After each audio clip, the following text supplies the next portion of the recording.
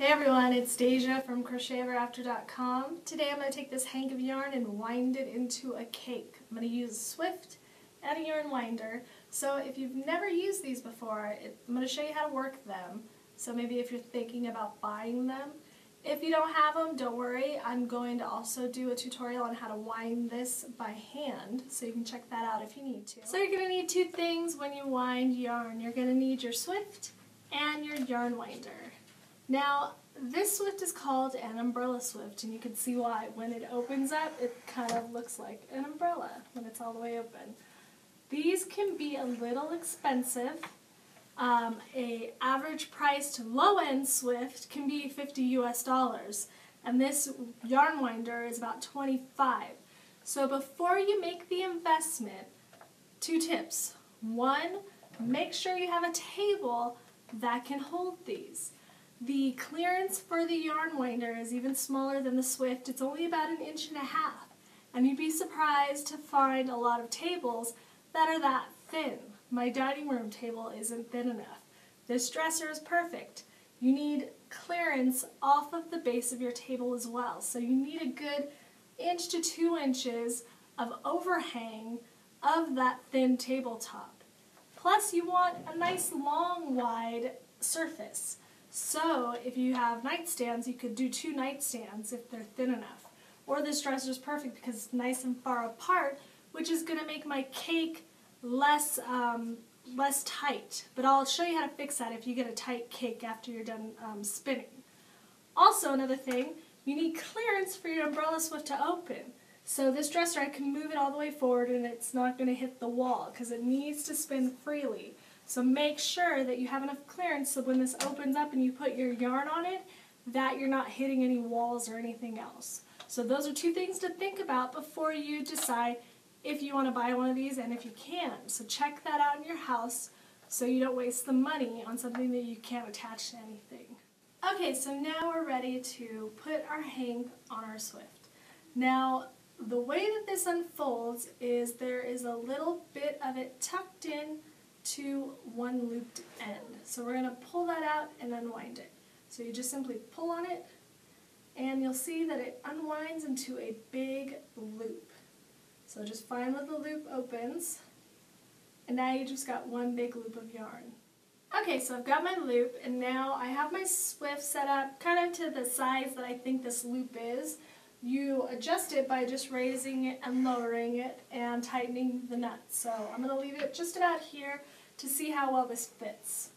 So you just start by draping it over. You want the yarn to rest right here where the hinge is, or right where the cross of the bars is. So you just pull it over the top, and I'm pretty good. I got it pretty well right where I want it. So I can go ahead and tighten that nut because that's perfect for me. And then what you're going to do is you're going to slowly go around and make sure that your loops are all untwisted. So if your loops are a little bit twisted or your big loop is twisted, just go around and make sure that your yarn is all kind of in the same direction. Okay, so now that the loops are on our Swift, or the big loop is on our Swift, what we need to do is cut any ties that the loop has. So on some hanks, you're going to have 3 or 4 scrap pieces of yarn that have been tied to hold it together. This hank of Blue Sky Alpaca, it's only 110 yards, so they only have one right where the hang tag is. I'm always a little afraid when I see the same colored yarn. I like when they use scrap pieces of different colors because I know I can cut that and I'm not cutting any of my actual yarn. When it's the same exact yarn, be careful. See if you can just untie it. If you can't, when you cut it, make sure that you're cutting the loop that is around your yarn and not actually your yarn.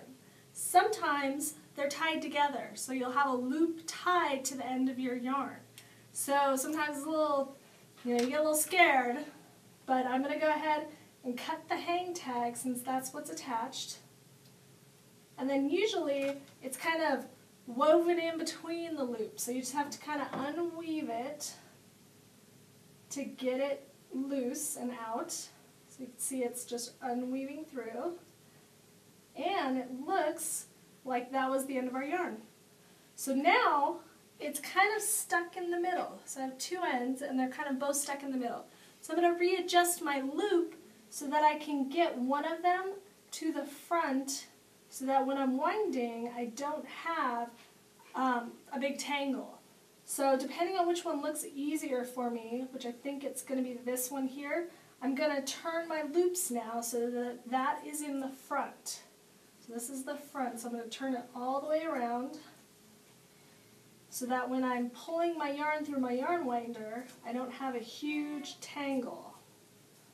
And then I want to kind of just keep my tail out of the way, so I kind of tuck it in so that it doesn't get caught when I'm winding as well. So now we have our beginning end, and we're going to go put it in the yarn winder now. Okay, I wanted to give you a nice close-up of the yarn winder. You can see there's still a little knot in, whoops, let me get it in the picture here. There's still a little bit of a knot from where the hang tag was. You can either cut it or not, totally up to you. I'm just going to leave it as it is right now. And these yarn winders make center pull yarns, or center pull balls of yarn, or cakes of yarn is what it's called. So I'm going to insert my yarn, and what you're going to do is just bring it to the front, bring it up, and then wind it around this tension guide. So again, you bring it underneath the tension guide, bring it straight up, and then you're going to spiral with the end of the yarn. Then there's a little divot here in my winder. I place my yarn right into that divot to lock it in. Then I'm going to hold on to it and just kind of make sure my first 2 or 3 winds are going to catch that end so it doesn't slip off when I start really winding. So I'm going to back up the camera again so you can see how the winding looks as I do it. Okay, I've got my yarn all set up now and I'm ready to start winding. What I like to do too is I'll hold on to the yarn as I'm winding just to make sure I don't get any tangles. So I'm just going to do my winder clockwise and you'll see my swift spinning. And I just want to keep an even, consistent spinning so that my cake does not wind up too tight. But I'll show you how to fix that. So I'm just going to keep winding and winding, and when I get near the end of my cake and the end of the yarn, I'll show you what it looks like. Okay, you can see that it's almost at the end of my hank. So as I go at the end, I want to make sure that I'm holding onto my yarn because it's going to fall off the swift over there, and then I'm going to have no tension. So keep a hold of it when it's at the end so that you can keep the tension consistent. So I have now finished winding it. I'm going to bring the camera in closer so you can see how I lift it off.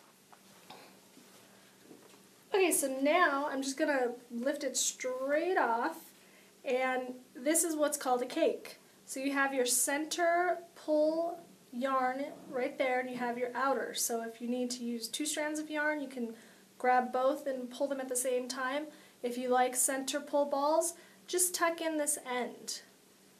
Now I said if you had a tight ball, so this one you can see it's very squishy. The distance helps keep it from getting too tight. But if it wasn't very squishy, if you felt it and it was really tight, you want to rewind it. The reason being is the yarn is stretched out right now. And if you crochet with it, it's going to want to stretch back to its original shape. So it might end up shrinking your project a little. So when you have balls of yarn that you've wound really tight, it can actually affect your gauge. So make sure if you're really tight, pull out your center, rewind it on your yarn winder, and just wind it again. It'll actually create a much looser ball. You don't have to do anything special, just put it in and rewind it. Okay, so that is how you wind a hank into a cake.